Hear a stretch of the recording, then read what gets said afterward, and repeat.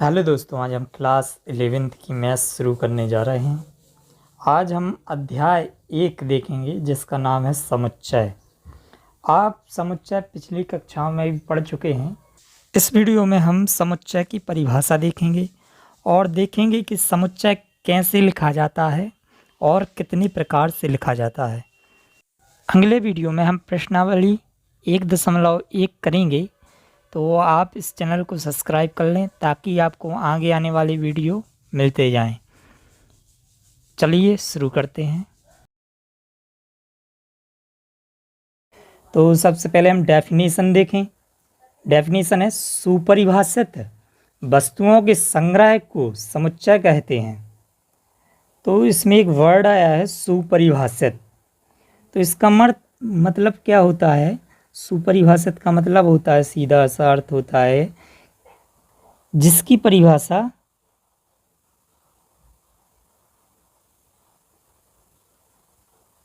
भाषा सभी के लिए एक समान हो।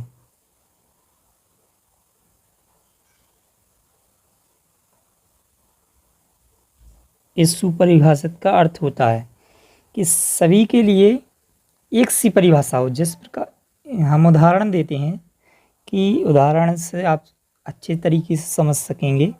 जैसे हम यहाँ लिखें अंग्रेजी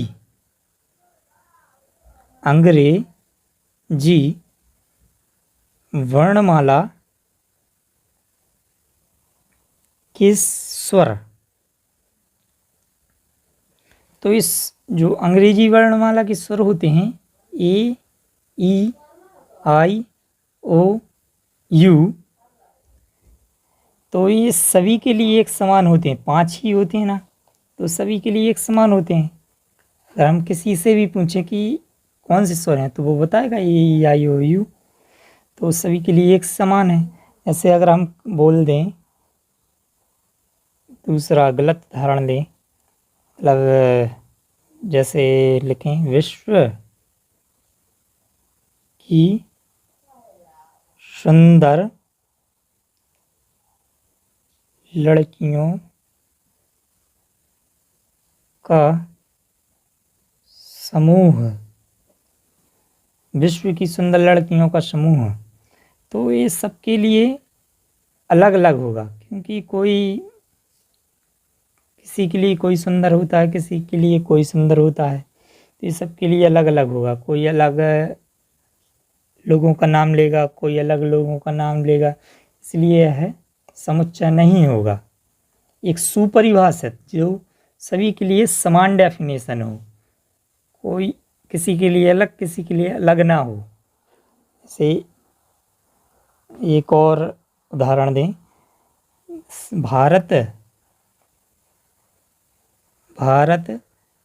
के सभी राज्यों का समूह। तो सभी राज्यों का समूह, सभी 29 राज्य होंगे इस समुच्चय में। जैसे मध्य प्रदेश हो गया, MP, UP, HP, Haryana, MP, Madhya Pradesh, UP, Uttar Pradesh, HP, Himachal Pradesh, ऐसी 28 राज्य, 28 या 29 जितने भी हैं, तो उनका समुच्चय सभी के लिए समान होगा। तो ये सुपरिभाषित है, वेल डिफाइंड है, सभी के लिए, जिसकी परिभाषा सभी के लिए समान हो, तो उसे हम क्या कहते हैं? समुच्चय, यानी कि संग्रह को समुच्चय कहते हैं। ठीक है, तो अब हम देखते हैं समुच्चय का निरूपण। समुच्चय को हम किस प्रकार लिखते हैं? तो सबसे पहले हम देखते हैं, आप जानते हैं कि हम समुच्चय को मझले कोष्ठक या कर्ली ब्रैकेट्स कहते हैं, जिसे इसमें लिखते हैं, या सर्पाकार कोष्ठक भी कहते हैं इसे। और इसे हम क्या करते हैं? बड़े अक्षरों जैसे ए, बी, सी, डी द्वारा दर्शाते हैं। जैसे ऐसे नहीं होता ए बराबर ऐसा कुछ, ए, बी, सी, डी, जिसके अंदर एलिमेंट लिखे जाते हैं उन्हें हम छोटे अक्षरों से प्रदर्शित करते हैं, जिन्हें हम अवयव कहते हैं, या जानते हैं, 9वीं 10वीं में आप पढ़ चुके हैं बहुत अच्छे तरीके से। तो इन्हें हम कॉमा लगाते हैं इनके बीच में। और इसके अलावा क्या है, समुच्चय को लिखने के दो रूप होते हैं। कौन कौन से? एक होता है रोस्टर रूप। रोस्टर रूप क्या होता है? जैसे हम बोलें, जैसे सीधा सीधा लिख दें, अंग्रेजी वर्णमाला के स्वर लिखें हम, जैसे तो E E I O U, ये हो गई रोस्टर रूप। समुच्चय को लिखने के दो रूप होते हैं, जिनमें से एक रूप है रोस्टर रूप, जिसे आप नॉर्मल, जिसे हम सारणी रूप भी कहते हैं। ठीक है, तो इसे सारणी रूप या रोस्टर रूप भी कहते हैं। तो इसे नॉर्मली हम क्या करते हैं, एक कोष्टक में सीधे सीधे एलिमेंट लिखते हैं कॉमा लगा के, तो ये रोस्टर रूप होता है। और दूसरा रूप होता है समुच्चय को लिखने का, ये होता है समुच्चय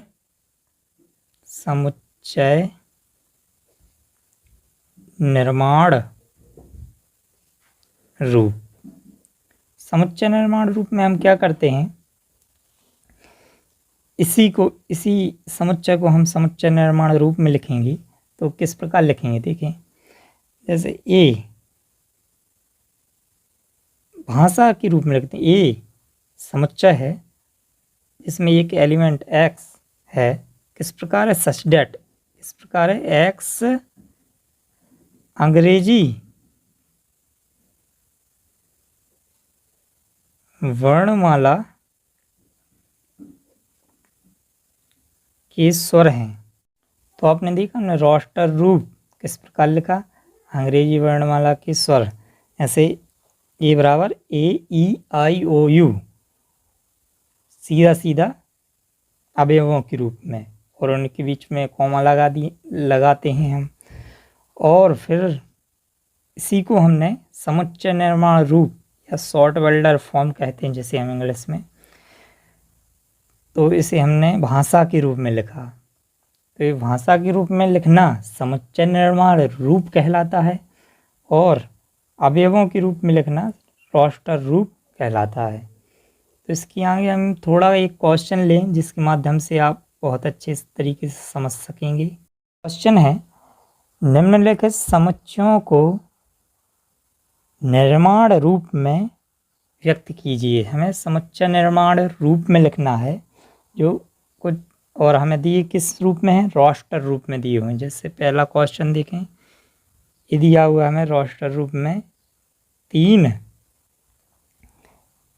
6 9 12, ये हमें कैसा दिया हुआ है, रोस्टर रूप में दिया हुआ है। हमें किस में बदलना है, समुच्चय। क्वेश्चन में मैंने निर्माण रूप लिखा हुआ है, मगर इसे हम समुच्चय निर्माण रूप भी कहते हैं। निर्माण रूप समुच्चय निर्माण रूप एक ही है। समुच्चय निर्माण रूप, तो इसे हम किस प्रकार लिखेंगे, समुच्चय निर्माण रूप में हम लिखेंगे, हमने बताया तो भाषा के रूप में लिखना है। ए एक समुच्चय किस प्रकार, एक्स है किस प्रकार, सच डेट एक्स, यहाँ देखें कैसी संख्याएं दी हुई हैं हमें, 3 6 9 12, सभी 3 की गुणज है ना, मतलब 3 एकम 3 3 दूनी 6 3 त्रिका 9 3 चौके 12। तो हमें एक्स किस प्रकार है, एक्स एक तो पहली बात ये प्राकृतिक संख्या है, ठीक है, प्राकृतिक संख्या है। तो हम लिख देंगे एक्स एक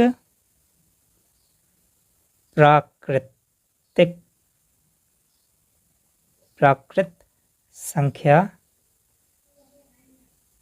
है, जो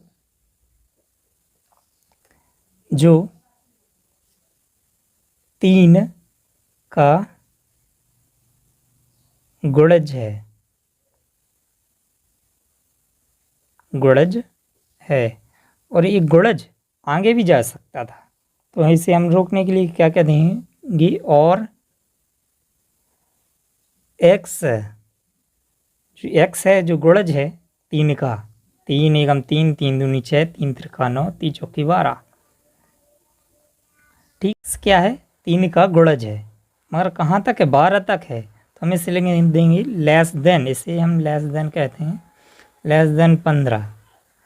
मतलब जिस साइड ये इस निशान का अर्थ होता है जिस साइड नॉक होती है उस साइड हम छोटा लिखते हैं, जैसे एक्स है वाई लिखें तो इसका अर्थ है कि एक्स छोटा है वाई से, या यहाँ से लिखें वाई एक्स, तो इसका अर्थ है वाई छोटा है एक्स से। जिस साइड नॉक होती है उस साइड हम उसे छोटा अंक मानते हैं, और जिस साइड ये खुला होता है मुंह उसे हम बड़ा अंक मानते हैं। इसी प्रकार यहाँ देखें क्या है 3, 6, 9, 12, 3 का गुणज तो है, मगर 12 अगर हम भाषा के रूप में लिखें तो ये अगर हम ये बोल दें कि 3 का गुणज है तो इसमें तो 12 से आगे भी आ जाएगा, 15 भी आ जाएगा, 18 भी आ जाएगा, तो ये क्या है 15 से छोटा है।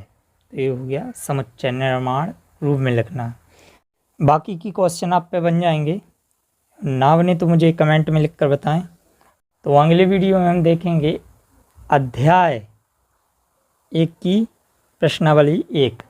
तो चैनल को सब्सक्राइब कर लें और अपने दोस्तों में इसे शेयर करें। धन्यवाद।